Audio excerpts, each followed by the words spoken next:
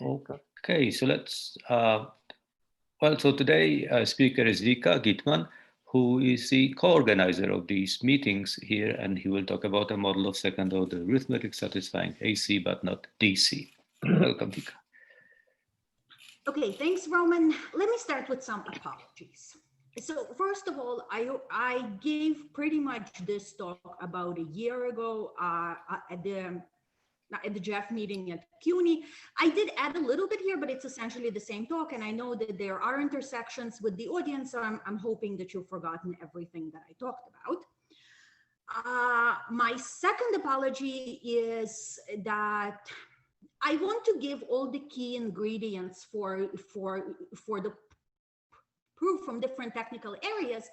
And so various segments of the audience are going to find some of the stuff that I say very elementary. For instance, I will give a review of basic forcing. So anybody here who knows set theory can go and get a snack during that time. I will notify you when it's time to get a snack. And so the first part of the talk is essentially going to be an introduction to all of these pieces that I will need to give an overview of the proof in the second part of the talk. This is a two-part talk. I figured that if I could, I might as well make sure that there is one talk in my life where I don't go over time. Okay, so the first talk is going to be essentially an introduction, and then in the second part, I will give, and it's going to be a high-level overview because the proof is so annoyingly technical that even in a set theory seminar, I couldn't give all of the details. All right, so let's start. So this is joint work with Cy Friedman and Vladimir Konovier, and I will give a history of the result. It has a very interesting history, and there I will say in what sense this is a joint work. So I said this is an introduction, so let's start introducing the various parts. This talk is about a construction of a particular model of second order arithmetic. So of course, I'll start by introducing second order arithmetic. Okay, so in second order arithmetic, we have two types of object, numbers and sets of numbers, which you can think of as the reals of the model. And an axiom system in second order arithmetic tells you what kind of sets of numbers, or alternatively, the reals, exist. So one of the main things that second order arithmetic has been very effectively used for is to measure the strength of various classical results in analysis. In the sense that given some classical theorem and analysis, you ask what reals need to exist in order to be able to prove this theorem. And second order arithmetic has been amazingly, magically effective in answering these kinds of questions. So in fact, most classical results in analysis are provable in one of the very few main, very basic second order arithmetic systems. And often they're even actually most often they turn out to be equivalent to such system over a weak base system. So I will give a bunch of examples of these systems in a minute. I won't talk about the weak systems because they're just not relevant to this talk. Okay, so now the technicality. So what is second order arithmetic? We formalize it. I said it has two types of objects. So it's appropriate to formalize it in a two-sorted logic where we have separate variables and quantifiers for numbers and sets of numbers. And the convention, the usual convention to distinguish between the two types of variables is to use lowercase letters for numbers and uppercase letters for sets of numbers. And the notation that I will use all over the slides, just so you're familiar with it, this is all very standard. If I have just the first order formula, meaning that it talks only about number quantifiers and variables, then sigma zero, a first order sigma n formula, I'm going to denote by sigma 0 n. And if I have a formula where I have a first order formula followed by some n alternations of the set quantifiers, of the second order quantifiers, then this will be denoted by a sigma 1 n formula. So this is the syntax. What about the semantics? What does a model of second order arithmetic looks like? Well, it looks like a model of first order arithmetic together with some collection of subsets of the model. So we have that M is the collection of numbers, and then the script S is this are the subsets of M that we're including in this model. And the most simple example that you can have of a model of second order arithmetic is you take the standard natural numbers together with all the subsets of natural numbers that you have in your set theoretic universe. And I will call this the full standard model. And in this talk, we'll only be working with standard models, some standard and some very standard. And I'll tell you exactly what that means in a bit. Okay, so what are the axiom systems for second order arithmetic? I'm skipping the weak ones, like I said, because they're kind of not relevant for this talk. So I will start with systems where the first order axioms are essentially PA. More precisely, you have PA minus with the second order induction axiom, which says at a given any set, if 0 is in it and it's closed under successor, then it has everything. Okay, essentially PA. So the weakest system that I want to talk about is ACA0, which is called arithmetical comprehension. So I already mentioned the first order axioms, and they're going to be the same for all the theories that I discussed. The difference is going to be in a set existence principles. So for ACA0, the set existence principle is that every first order formula with parameters defines a set.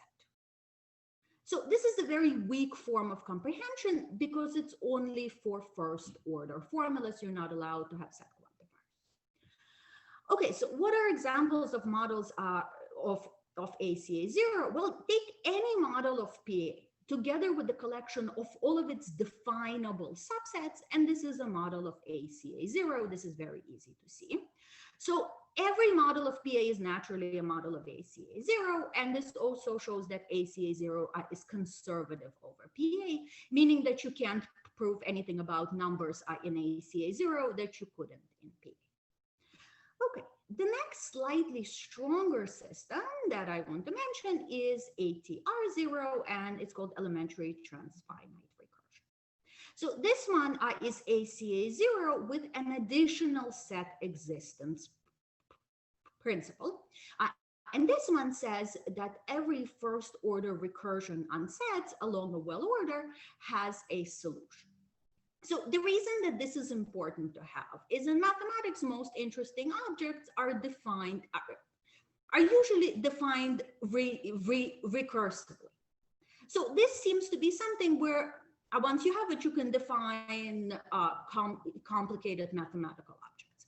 So, okay, what does it exactly say? All right, so a model of second order arithmetic, it has sets of numbers. So in particular, it can easily code relations on numbers because you can code a pair of numbers by a single number. And it can ask whether a given relation on numbers is a well order by checking whether every subset has a minimal element. So a model might think that something is a well ordered. It might not necessarily be a well order, but for the purposes of this recursion, I want something that's a well order inside the model, and I can already do a recursion on it. And this says that if the recursion is definable by a first order formula, then a solution will exist within the model. So what is a solution to such a recursion? Well, it's some collection of sets. A solution is going to be a collection of sets indexed by the elements of the relation. But again, we can code such a collection of sets by a single set. So everything here is modulo coding because you have sets of numbers, but this is all completely standard coding. Okay, so what does elementary transfinite recursion buy? For instance, you can now iterate the Turing jump past omega. So this means that you're already stronger than ACA0. More interesting for our purposes, once you have this type of recursion, you can build inside a model of second order arithmetic via codes its version of the constructible universe L. I will go over the definition of L, I think, on the next slide. So, and this will be very important. Essentially, it gives a model of arithmetic sort of set theoretic type powers. Okay, So what can we do after that? Well, we can strengthen our theories, our axiom systems in an obvious way. We can increase the amount of comprehension that we have. So we can have a given natural number n, you can have sigma 1n comprehension, which says that every sigma 1n formula, so with n set quantifiers alternating, defines a set. And this gives a hierarchy of stronger and stronger theories. And even the weakest theory in this hierarchy, sigma 1 comprehension, which allows only a single set existential, is already stronger than ATR0. Okay, at the top of all of these sits the theory Z2, the axiom system Z2, and this is full second order arithmetic. And it has comprehension for all second order assertions. So every second order definable collection of numbers is a set. And this will be the main theory that I'll be interested in for the purposes of this talk. Okay, what's an example of a model of Z2? Again, I'm going to give you a very standard set theoretic type example. If you have a model of ZF, then its full standard model, meaning its natural numbers together with all of its subsets of natural numbers, is a model of Z2. So you don't need choice here. You just need a model of ZF. Any model of ZF gives you a model of Z2. Okay, so let's talk now about Gödel's constructible universe, because this will appear very prominently in the talk. Okay, so let me recall the construction. So the constructible universe is a particular submodel of a model of ZF, which is as tall as the model. It has the same ordinals, but it can be thinner than the model. So we will throw out potentially some sets in the construction. So you constructed by a recursion on the ordinals, and so in ord many levels. At the lowest level, L of 0 is just the empty set. Given that you've defined the level L alpha and it's some collection of sets, L alpha plus 1 is the set of all the subsets of L alpha that are definable over it. And this is the constructible part. We only take subsets that we know how to construct. Okay, and then at limit ordinals, you take the union of everything that you have so far, and L is just the union of all of these levels. So Gödel, of course, famously used the constructible universe to show the choice is consistent with ZF, because L is always a model of choice. And he also used it to show that the continuum hypothesis is consistent with ZFC, because the continuum hypothesis holds in L, and it would take until Cohen's forcing to show that it can fail, and we will get to forcing also in a minute.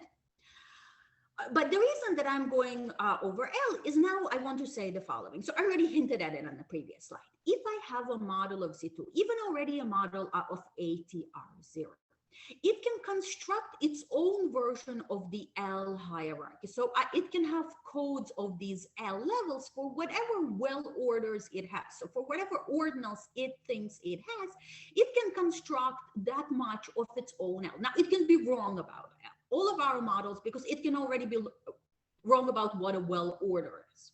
But all of our models are going to be correct about L, and we will get to that. Okay, so the main point here is that a model of Z2 can construct its own version of Gödel's L. And most importantly, so one of the sort of classical results about L in set theory is Schoenfeld's absoluteness, which says that if you have a sigma 1, 2 assertion, it's absolute between V and L.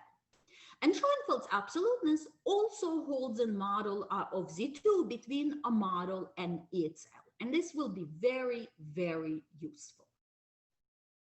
Okay.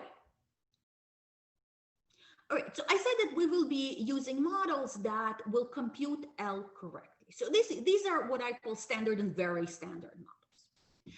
All right, So let me give the definitions here. So we'll say that a model of second order arithmetic is an omega model if its natural numbers are standard. We will say that it's a beta model if it's an omega model and it's also correct about well-founded. So you can see how even a model with the standard natural numbers might fail to be correct about well-founded, because in order to check that a relation is well-founded, you need to check that every subset has at least that. But if you're missing sets of numbers, you can potentially miss the witness to ill-foundedness. So beta models are the ones that don't do this, that are correct about well-founded. So what they think are ordinals are actually ordinals. And of course, my favorite examples of full standard models are always beta models. And so if you have a beta model, because it's correct about ordinals, it will be also correct about the construction of L up to its height. So it constructs codes of the actual levels of L. Okay, and when I look on the next screen, it means I'm checking if there are any questions in the chat, because I have the two screens set. Okay, so we have this full second order arithmetic Z2, and it looks like a very strong second order theory, but in fact, you can strengthen it further by adding choice principles for sets. And we will look at two types of these choice principles, the choice scheme AC and the dependent choice scheme DC. So the choice scheme, let's start with the choice scheme, says that given a second order assertion phi, if for every n there is a set X witnessing phi for n, then there is a single set Z collecting witnesses for every n. So what does it mean that there is a single set Z? It means that on the nth slice of Z, and the nth slice is defined in the usual way. You just look at, you just think of your set as pairs of numbers, and you look at all the numbers with the first coordinate n. This is the nth slice of Z. So at the nth slice of Z, chooses a witness for n out of the available witnesses. Now you can stratify the choice scheme by formula complexity. So sigma 1 NAC is choice scheme only restricted to sigma n formulas phi, and then I will call sigma 1 infinity AC the choice scheme for all second order assertions. Okay, so how do we get, what's an example of a model of Z2 plus the full choice scheme? Okay, I think it's very believable that if you just start with the model of ZF in which countable choice fails, you won't necessarily get the choice scheme in its full standard model of Z2, and this turns out to be the case. In order to guarantee the full choice scheme, I will start with the model of ZF in which countable choice holds, and then its full standard model is definitely a model of Z2 with the choice scheme. Okay. So next is dependent choice scheme.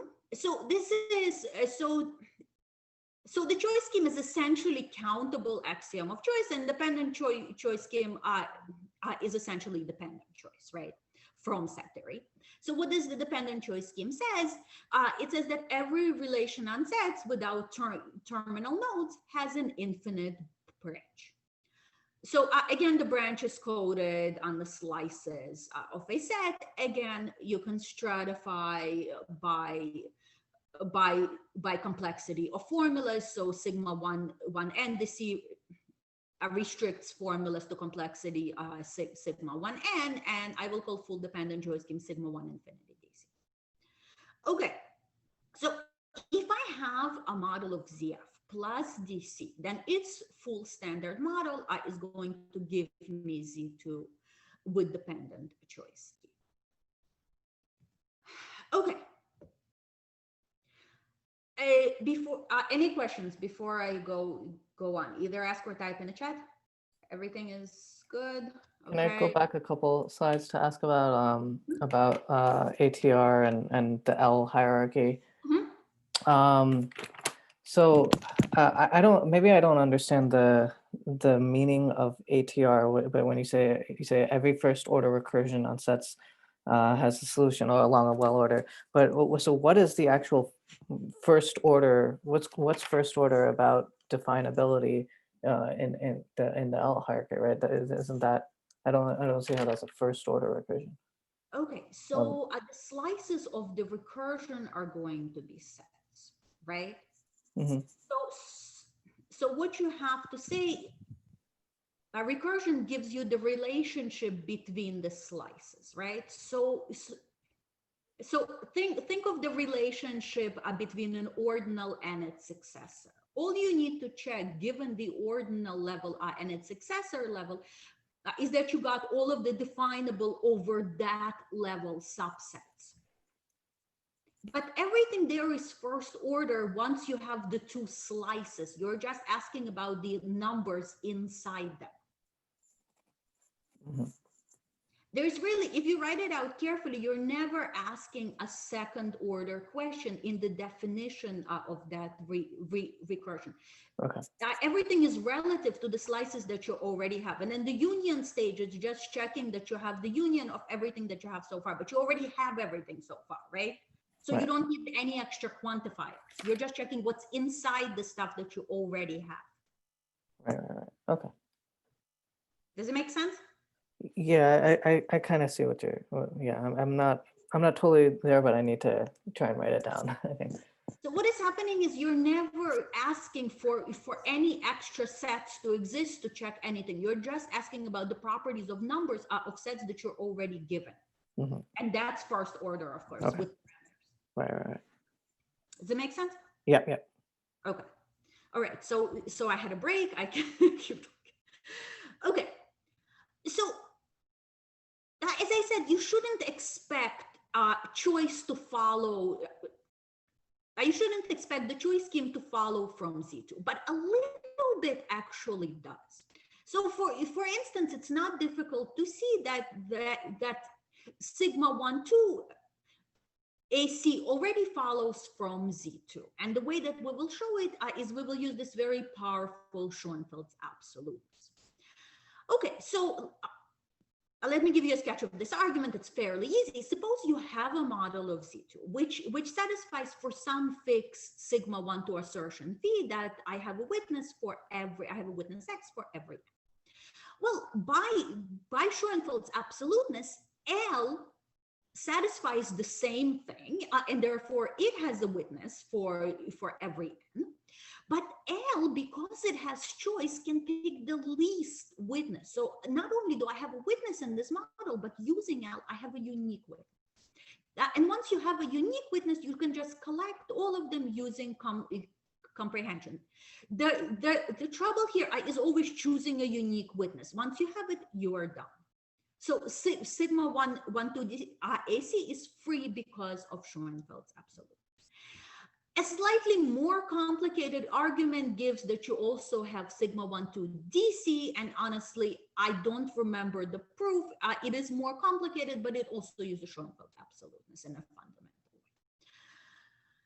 Okay, so we want to show that both of these are optimal. For instance, we would like to show that pi 1, 2 AC can fail over a model of Z2, and this is a classical argument that I will show you. It will be an introduction. It will be a simple introduction to the kind of arguments I will use in the second part of the talk. And what this talk is about is showing that pi 1, 2 DC is independent over Z2 plus the full choice scheme. So that will be the second part of the talk. So what is the strategy for constructing models with these failures of choice? So the only strategy that I am aware of, I don't know even if any other exists, is you have to use the full power of set theory, the full power of ZFC essentially. So what you do is you construct a forcing extension, a clever forcing extension of a model of CFC, having a submodel in which choice fails in a definable way, and you take its full standard model, and that will be the counterexample. So all the counterexamples that we have are necessarily beta models because of the construction that we use. And as I said, as far as I'm aware, we don't have any other methods of constructing these objects. So since I have to talk about forcing extensions and I have to talk about submodels of forcing extensions, the next thing I'm going to do is give a quick overview of how forcing works for the non-set theorists and anyone who is familiar with set theory, as I already mentioned, at this point can go and get their snack. You have about 5 minutes, I think. Okay, so how does forcing work? Well, we have a model of ZFC, of Zermelo-Fraenkel set theory with choice. And in it, we have some partial order with largest element 1, and we will call this a forcing notion. So a forcing notion is simply a partial order with the largest element 1. Okay, let me give some relevant definitions that we will need. So a subset D of a partial order P is called dense if for every element P of P, there's an element in D below it. A subset of a partial order P, called a G, is a filter if it's first of all upward closed, meaning that if there's an element P in G and there's some element P prime above it, then it must also be in G. And it has the compatibility property. So if I have two elements in G, I have an element below both of them also in G. And from the definition, it follows that if a filter G is not empty, then it at least has one in it. So any filter always has this largest element in it if it's not empty. And we'll say that a filter G is V generic if it meets every dense set in V. What does it mean to meet every dense set? If it has a non-empty intersection with every dense set of the partial order. And such an object cannot exist in V. It has to be external to V. V cannot have any V generic. But once I have such an external object, I can use V together with this external object, this V generic filter, to construct an extension of V. So a larger model satisfying some property that I'm interested in. And how do we do that? Okay. So V already, it turns out, has names for all the elements of this larger model, the forcing extension. And once we have G, we can take the names and we can interpret them using G and turn them into actual sets. Okay, so how do we define P names? So P names are defined, so almost everything in forcing is defined recursively by referring things that you've already defined on the lower level.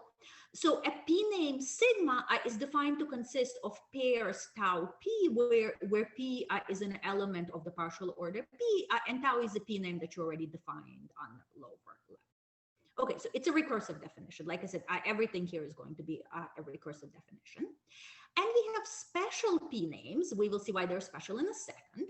So given any set A in V, we have the corresponding P name A check, which consists of pairs B check 1, where B is an element of A. So this A check somehow tries to mimic A.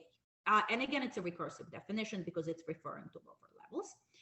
And we also have a special name G dot, which consists of pairs P check P for every element P of the partial order. Okay. So given a generic filter G, the way that we turn the name sigma into actual sets is we use G in the following way. We define that the name sigma interpreted by G is the set of interpretations tau G for all the pairs tau P in sigma, where P was an element of G. So we use G to pair down which elements actually end up in sigma. And again, it's a recursive definition on lower levels. So you have to interpret simpler names into sets to get the more complicated names. And it turns out, so VG, the forcing extension, is just the collection of all of these interpretations. It is a model extending V. It has the same height. It has the same ordinals, but it's wider. In particular, it has at least one extra element. It has many extra elements, but in particular, it has G. And G is always the interpretation of our special name G dot.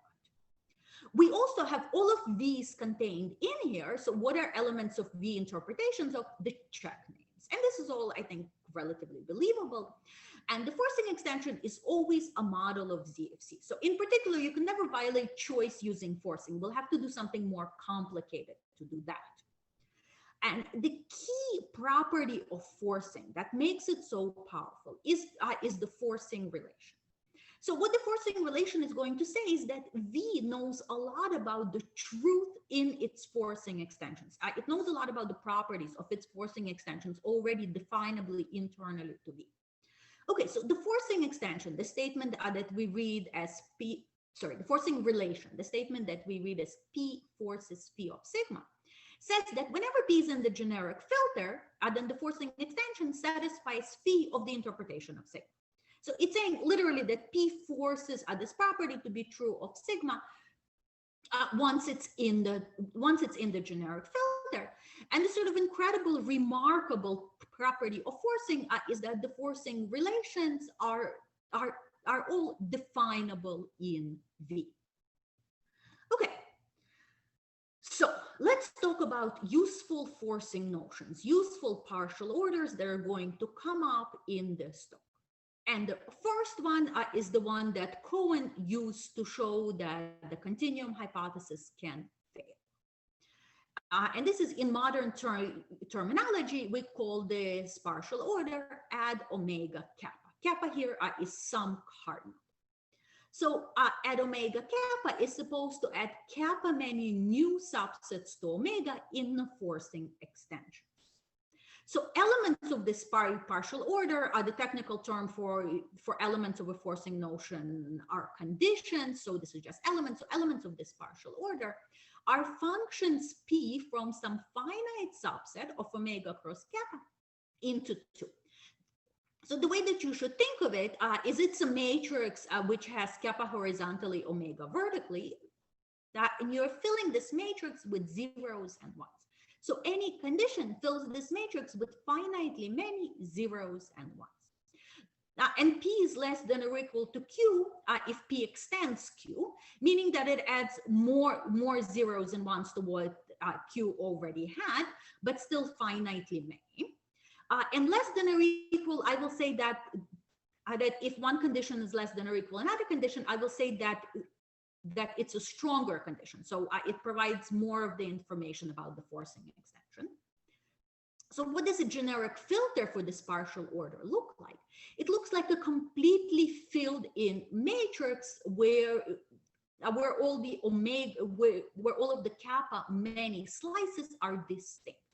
It has many other properties, but this is the key one, meaning in particular that in the forcing extension, you have kappa many new subsets of omega, kappa many new reals that you have added. Okay, so there is nothing here particular. There's nothing particular here about omega. You can do the same. You can add subsets to omega 1, for instance, or to any other cardinal. So let's look at the omega 1 forcing. So add omega 1 kappa, adds kappa many subsets to omega 1. The conditions are very similar. So their functions P from a subset of omega 1 cross kappa into 2, but now it's a countable subset. And the reason that you want that is there are additional properties of the forcing that you want to work. And the ordering is the same. Another very useful partial order that comes up a lot is collapse omega kappa.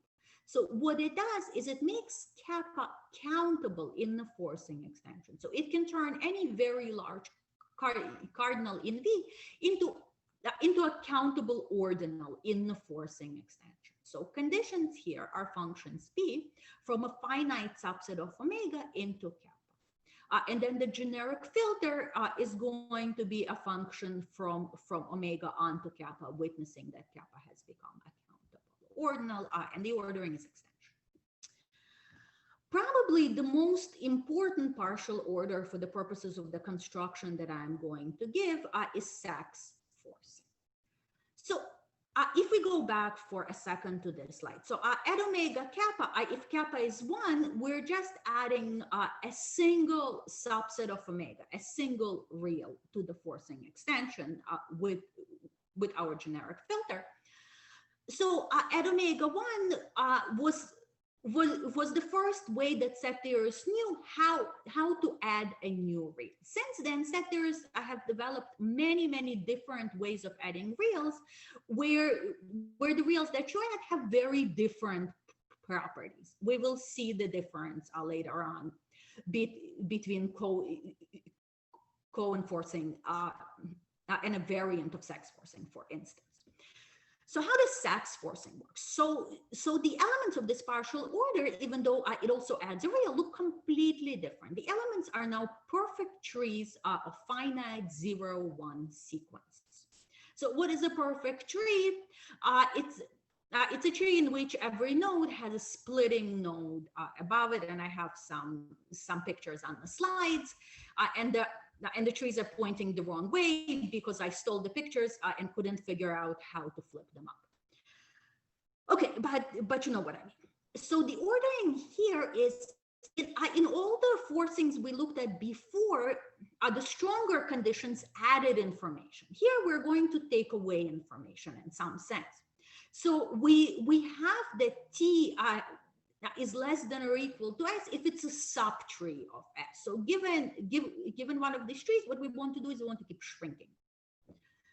Okay, so so a priori, a generic filter for this partial order is some collection of perfect trees. How does it give you a real? So it turns out that if you intersect all the trees in the generic filter, the intersection is a single real. And that is the real that we consider being added by this forcing, because in fact, the real determines the generic. So the generic determines the real, but also any perfect tree in the extension, if it has this real B as a branch, must be in the generic. So the generic is exactly the trees which have this real as a branch. So the two objects are definably interchangeable, the real and the collection of perfect trees. Okay, next. So once you have forcing to play with, what you can do is, so the purpose of forcing is to add interesting new objects in these extended models, forcing extensions. So what you might want to do is you might want to add several of these interesting objects at once, in the way that instead of adding a single real at omega kappa, adds kappa many reals. And the way that you do that, the two ways that we have of adding several objects at once to a forcing extension that we're interested in are product forcings and iterations of forcings. So products are easier. Let's talk about them first. So given, and usually it's a product indexed by some ordinal beta. So suppose I have partial order, some collection of partial orders P alpha indexed by elements alpha of an ordinal beta. The way that I define the product of these partial orders is in a completely obvious way. Conditions are just beta sequences where the alpha element comes from the alpha partial order. And once you have this definition, you can play with the supports. So and the different supports are going to give you very different properties of the forcing extension. So you can have finite support, bounded support, full support, and there are many other weird ones. So what does it mean, support? What is finite support? Finite support means that on all but finitely many of the coordinates, P alpha would be equal to 1, the largest element of the partial order. Bounded means that after boundedly many, you get ones. And full means you can do whatever you want. Okay, we already had an example of a product. I kind of mentioned this. At omega kappa is actually obviously a kappa length product of add omega 1 with finite support. And it does exactly what it's supposed to. It adds several objects at once. Now, iterations are more complicated, and the idea here is as follows. Okay, suppose you have a forcing notion P and you have a generic filter G. You go to the forcing extension VG, and in VG you have a new and interesting partial order Q, which you also want to forth with to get in the next forcing extension the object that Q gives. Now, it turns out that you don't have to do this in 2 steps. You can actually do this with a single partial order that exists already in V.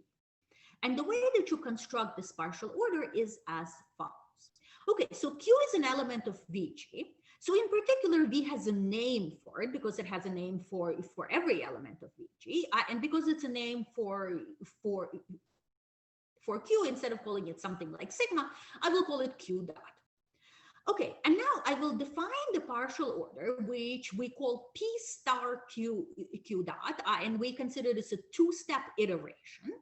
And we define it as follows. Conditions in the partial order is an element in P followed by a name for an element in Q. And then the ordering is obvious. You have that the P part is exactly the ordering in P, and then the Q dot part is what P thinks is the ordering in Q. And it turns out that if you force with this partial order, it's easy to check that it's a partial order. It's the same as forcing first with P and then with Q. And there's nothing specific here about two steps. You can do this for n steps. You can do this for any ordinal beta many steps. In this talk, we will only use finite iterations, so I won't talk about infinite iterations. So what is an example of this that is particularly useful in this talk? And it's the following. So what we'll be doing a lot is doing the following. We will force with the variant of sex forcing. So I haven't defined it yet. So at this point, let's just force with sex forcing, right? And now in the forcing extension, if I look at the sex forcing of the forcing extension, so sex forcing consists of all the perfect trees that you have in the model. But the forcing extension potentially has many more perfect trees. So the sex forcing of the forcing extension is very different potentially from the sex forcing of V. So one of the things that you might want to do is to first force with the sex forcing of V and then force with the sex forcing of the forcing extension. And you can do that in a single step from V using this technique of iterations. Okay. Let me stop for a second to ask if there are questions so I can drink a little bit of tea.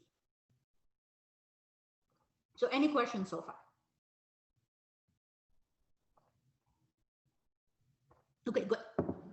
All right, so the next thing to do is forcing, as I already said, will never violate choice. It always gives us models of ZFC. But you can use forcing to produce very intricate models in which choice fails in very interesting ways. And the way that you do that is you construct using the forcing machinery sub-models of your forcing extensions in which choice fails. So the picture here is we have a forcing extension which extends V, but then we will build inside the forcing extension these models N of ZF that extend V, but in which choice is going to fail. So, and this machinery uses automorphisms of cleverly chosen automorphisms of the partial order. Okay, and these are called symmetric submodels.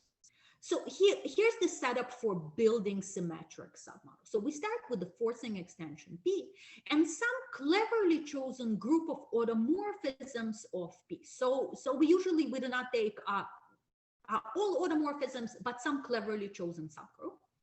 And then we also have to cleverly choose a normal filter on the subgroups of this automorphism group G. So what is the normal filter on subgroups of a group?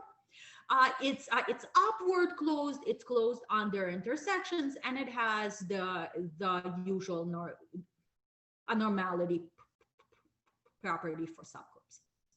Okay, so with this setup, we take our generic filter G. And now let's talk about how automorphisms work with respect to P names. So given an automorphism, given an automorphism pi of my partial order and a P name sigma, I can apply the automorphism recursively to the name sigma by applying it to everything inside of the name. And the nice thing about this application is it works in the following way. So if P happened to force phi of sigma, its automorphic image forces phi of the automorphic image of sigma. And this is extremely useful to have. Okay, so now let's get back to defining this model N. All right, given a P name sigma, let's define that sigma is a symmetric name if there is some subgroup in my filter such that every element of this subgroup fixes my name. So I will say that the subgroup witnesses that sigma is symmetric. And let's say that sigma is hereditarily symmetric. If it's symmetric, and then everything inside it, all the names mentioned inside sigma are symmetric as well. And all the names mentioned inside them are symmetric all the way down. Now, their symmetricity can be witnessed by very different subgroups. All that matters is there's some subgroups witnessing that they're symmetric.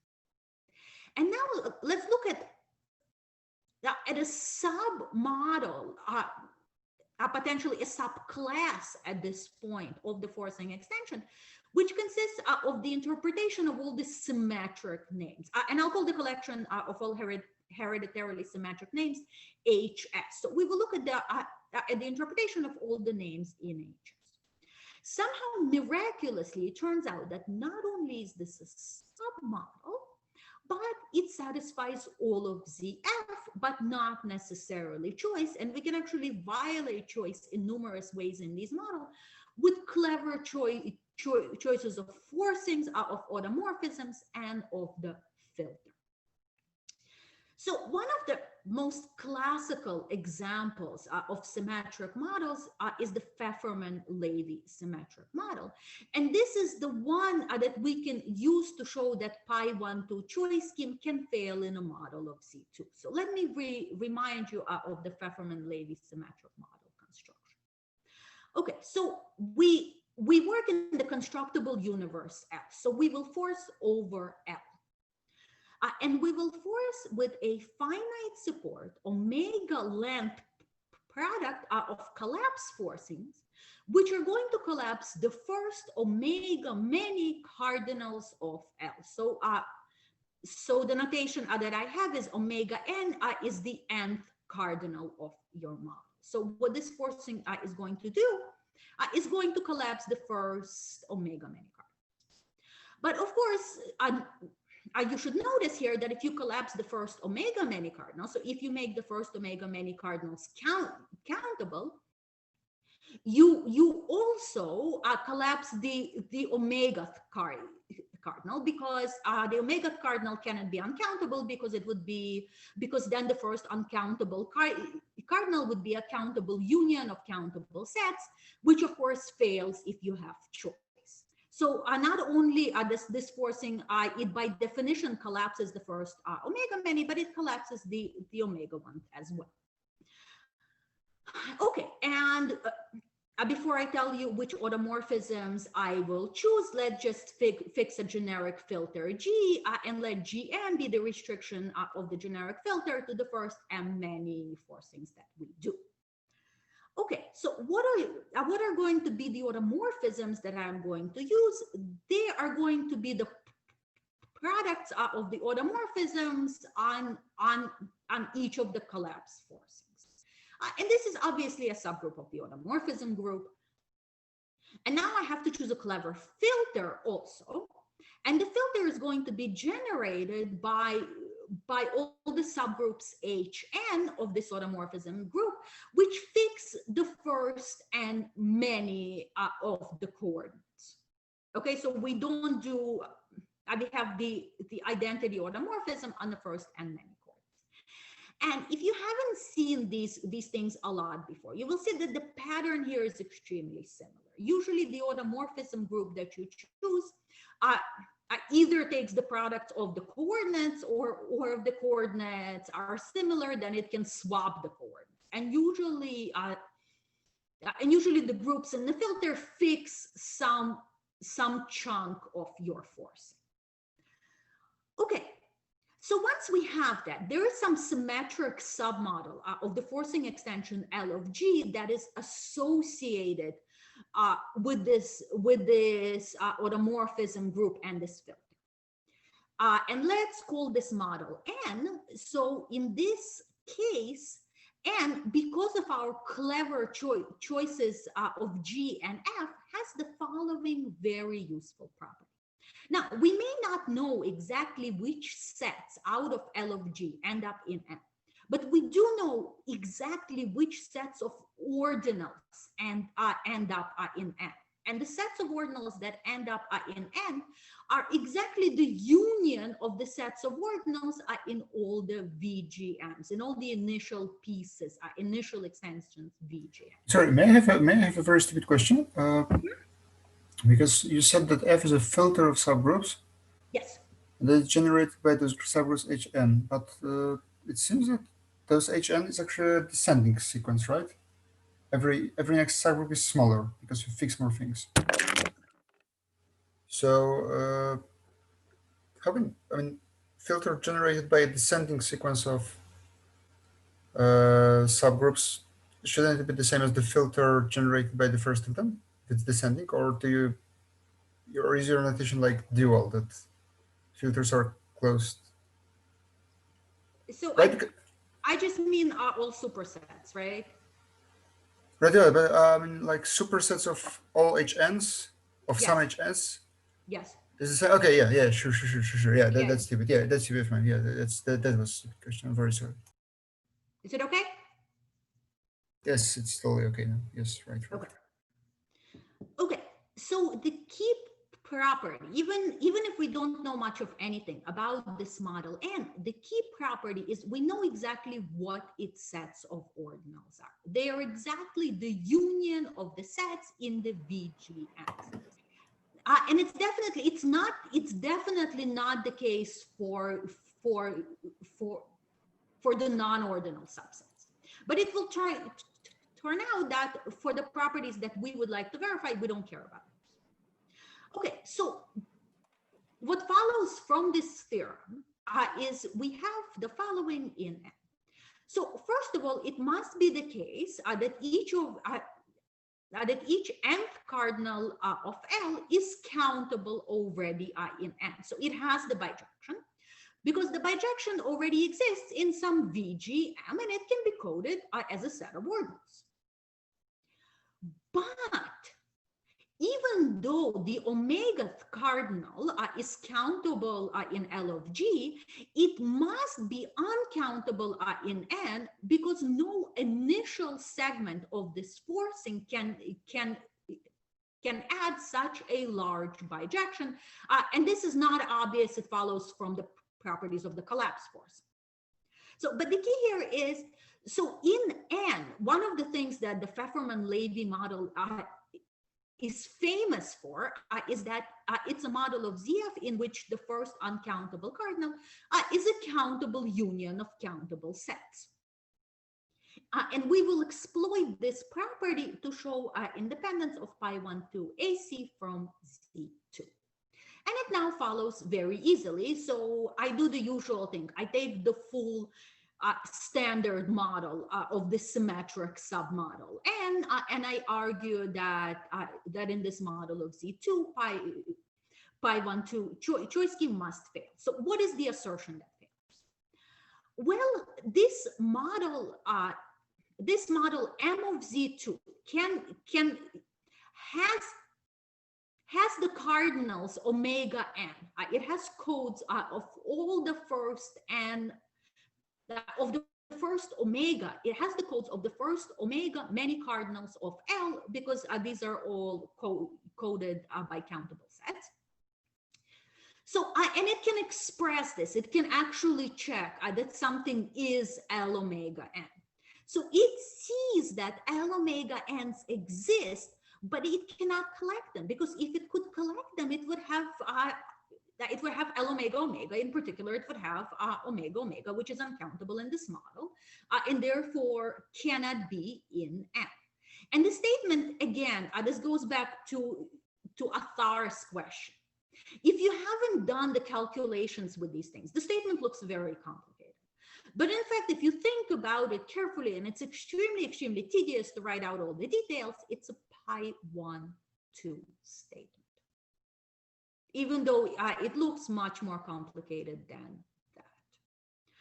Okay, and I am right out of time, and I'm on the final slide that I want to talk about today. Before next time, I give you the proof of the following theorem.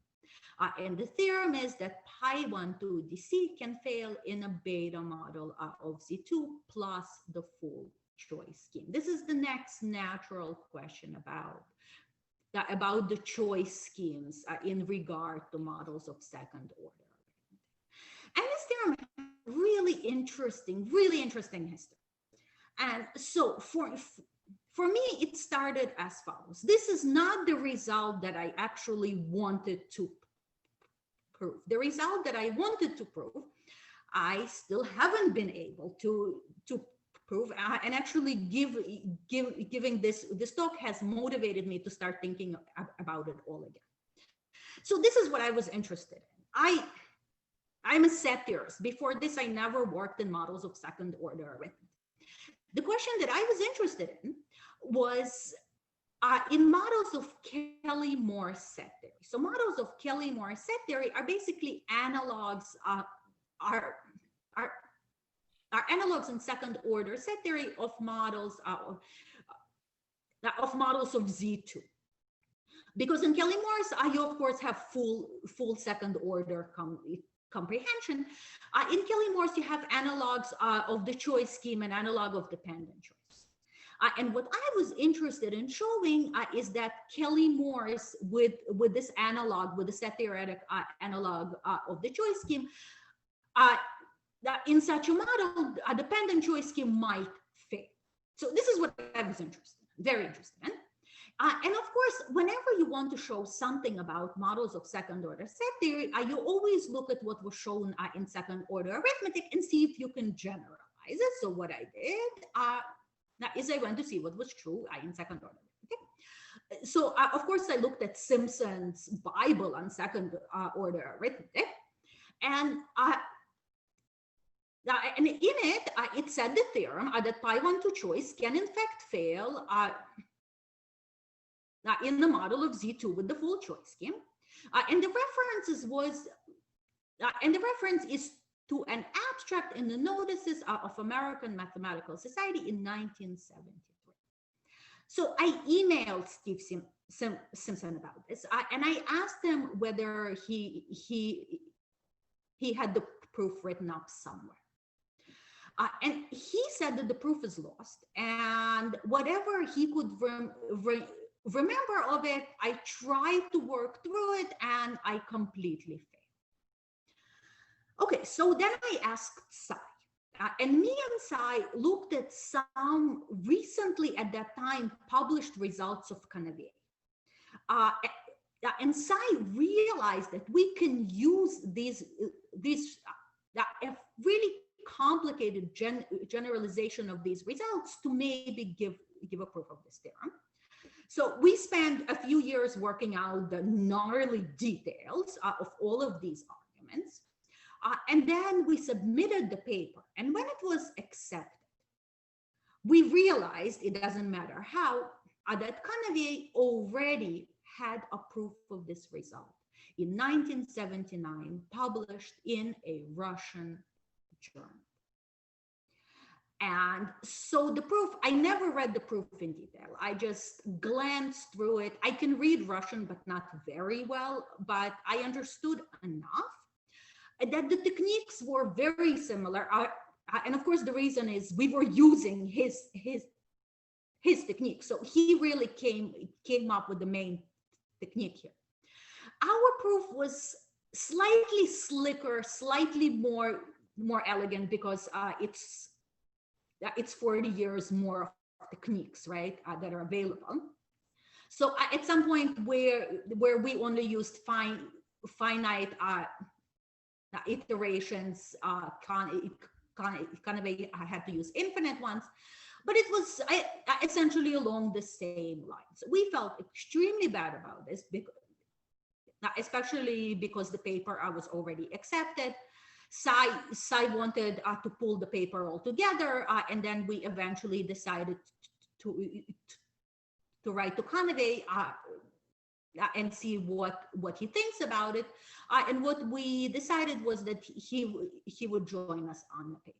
So it's this extremely complicated, really interesting history. And it's amazing that he already had this in 1979, because as I said, the argument is very, very technical. Okay, and so the strategy is going to be exactly the same as with the pi12, with the more simple pi12 failure of the choice scheme that I showed you. We will build a cleverly chosen forcing extension with a symmetric submodel in which countable choice is going to hold, and therefore we will get the full choice scheme. But DC is going to fail for a pi12 definable relation on rates. And the pi12 definable part is the complicated part here. So there are classical models, classical symmetric submodels that I will talk about next time, in which countable choice holds, but DC fails. But the problem is that the relations that they use are very far from being pi12 definable. So all of the work is for this pi12 definable part. Okay, and then next time I will talk about the classical constructions, why they don't work, which modifications need to be made. I will give a high level analysis of the proof. And I will also, the new part that I added is something that I'm very much interested in, and this will be the set theoretic implications of this result.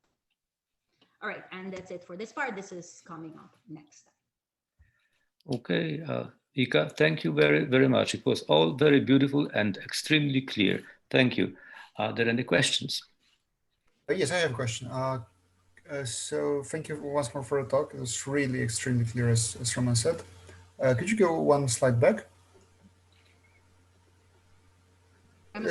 Just one bit. Okay, so maybe I'll just ask the question. So, at the very end of the talk, you said, I'd like to just double check whether I understood. So, if you go to these classical results of models in which AC holds, okay, yeah, no, it's not this one. Yeah. I'm going to talk about detail next time. I just but just one question is that if you go to those models, to these models in which AC omega holds but DC on real fails, but you don't know about definability, I just want to double check. It does give you that AC doesn't imply DC, but you don't know the precise definability bound on definability complexity, right? Yes. So in the model. So in the model you get DC still fails and AC still holds, right? I mean, so you have models, classical models, in which AC holds and DC fails. We simply don't know what the status is for the full standard models. Because in one of them, the most classical model, the relation is on subsets of omega 1 instead of on subsets of omega. So that is completely unclear what you will do with that in terms of the associated model of second order. Okay. we came up with an example which generalized that, in which you have a relation on the reals. So we reduce the relation to a relation on the reals. But in that case, it seems completely, there's no reason for any of it to be defined. A priori. I mean, it might be, but there didn't seem to be any way to. Okay. Yeah. So the main thing So- here is definability. Okay. You need to somehow code the definability into the construction. The relation has to be very, very simple. And in order to make the relation very, very simple, the forcing, unfortunately, has to be very, very complicated.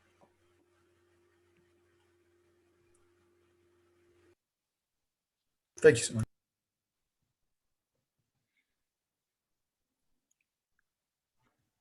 Can I ask a question? So if I mean, if you go to not n, but v of g, so you go to the forcing extension, Yeah. you have this symmetric, you have the how to say, you have the standard model of the symmetric extension as a sort of sub-model of the standard model in the full generic extension, right? Yeah. So in the full generic extension, I can take basically this model of Z2 and pull out some of the second order elements, and I get a model of Z2 where DC fails, but AC holds, basically.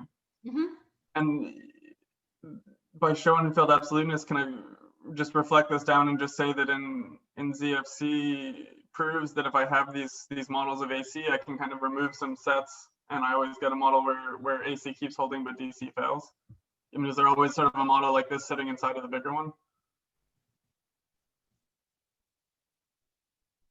Okay, so what you want to show is that every model has such a model. Am I understanding you right? Right. I mean, this is a bigger jump from the sort of thing that I was saying before, but this is what I'm interested in, right? Yeah. And you want to use Schoenfeld. Or maybe not Schoenfeld, but just, I mean, is the situation just an artifact of the construction, or is there actually something going on here where you can kind of pull out the witnesses for DC without pulling out the witnesses for AC, sort of always? I don't know, Corey. It's a great question. I have to think about it. I don't know. Okay, thanks. Ken, did you have a question? Yeah, sort of generic question. Haha. I like very much the way you set up this high level forcing machinery, and then introduce the ultra filters and normal filters, and then you swoop down like an eagle to grab something very, very fine, very delicate. But in your sort of, and the way you look at things is sort of the inspiration for all this machinery is coming out of the Solovay-Scott Boolean model version of forcing a la Tom Yeck's book, or is it coming out of Schoenfeld's way of looking at forcing, or neither? Okay, so I mean, I think you can argue that it comes out of both, and it's a matter of perspective. It's a matter of what you aesthetically prefer. This is how I always think about it. And I aesthetically prefer partial orders to Boolean algebras, even though I think Boolean algebras are much more powerful, but I don't have an intuition for them that I have for partial orders. So I think it's an aesthetic. I mean, for the most part, it is an aesthetic question. There are instances, as we all know, in which you need to use Boolean algebras, like Papenka's theorem won't work with just partial orders, right? So, but aesthetically, I prefer partial orders simply for the reason that I don't have a good intuition for Boolean algebras. But I think this kind of machinery, it makes no difference. It's whatever your personal preference is, what you learn first, how to do it. Thank you.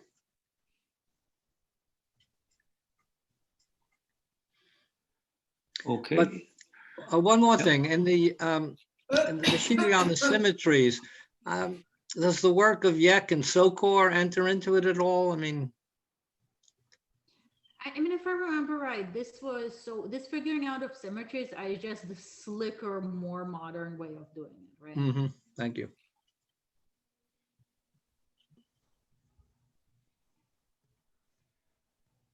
Okay, so if there are no more questions, let's thank Vika again, and more of it next week, the same time. Thank you, Vika. All right.